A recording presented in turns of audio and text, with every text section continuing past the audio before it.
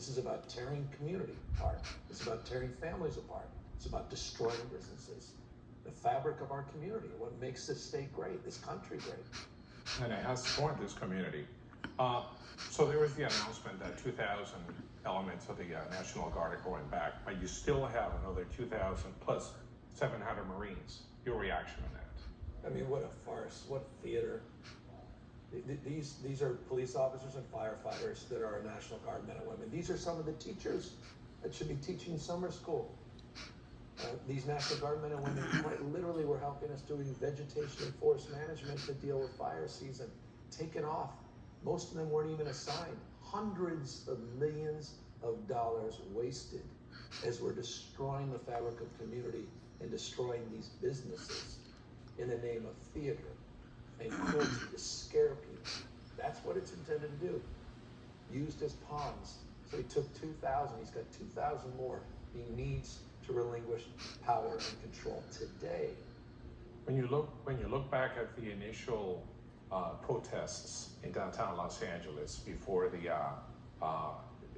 National Guard was deployed by the president, do you think it could have or should have been handled any different than it was? Yeah, you should never have federalized the National Guard. Period, full stop. It was wrong. It was totally unnecessary. And we had over 1,600 local law enforcement, 1,600, and they ended up protecting the National Guard. You can't make that, I'll repeat that because people may have missed that. It was local law enforcement that ended up protecting the National Guard, something I made clear to the White House. They don't care. It's not about public safety, it's about public theater. It's about creating a response. It's about owning the libs or sending a message to California, but it's more even insidious than that. It's about testing an approach that they're gonna bring all across this country. Mark my word, this is a preview of things to come in cities all across the United States. Now, politically, what does this say about immigration reform? Because this is an issue this is the can that has been kicked down the alley, and nobody wants to pick it up or wants to do anything with it. How do you see an immigration reform? I mean, we're as dumb as we want to be.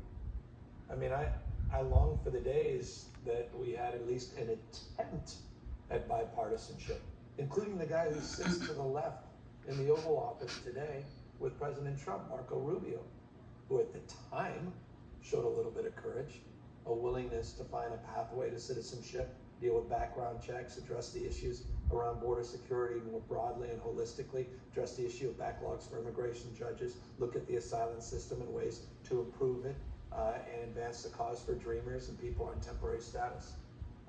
That is a baseline, is the opportunity now. I mean, we need to be talking more about that. I appreciate that question. It's not just a border issue, quite the contrary.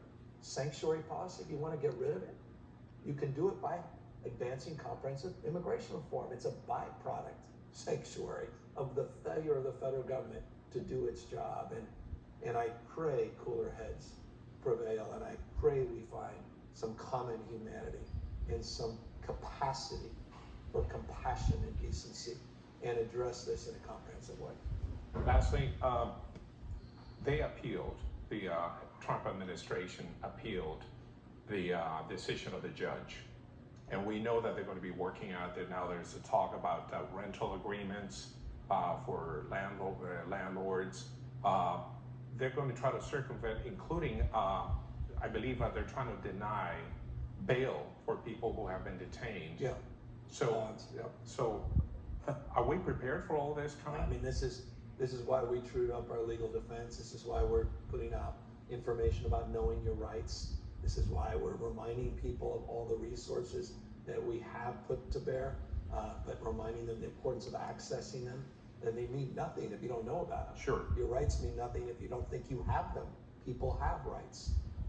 They have the ability to seek counsel. They have the ability not to say a word. Yes. They should be reminded, don't sign something under duress. And make sure you have a plan. I mean, the idea that I'm even saying this, make sure you have a plan if you look differently than me. If they look like you should have a plan. I mean, I'm saying that as governor of the most diverse state in America, with close to 40% of our population is Hispanic. Yes. Yes, And I'm saying that in 2025, not 1925. that is correct. Where do we go from here? We just have to continue to remind people what he's so effective at is distraction. And I know the obsession with the Epstein files.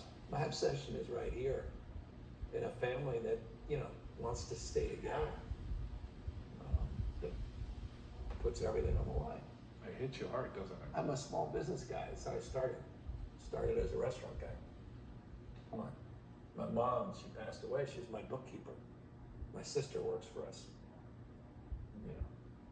Can't meet the two daughters here and not feel that. Sure. It's intense. And, and I got it so easy. Democracy seems to work for me. All the privileges I have. This feels like authoritarianism. Very different world. So, I'm glad I'm here.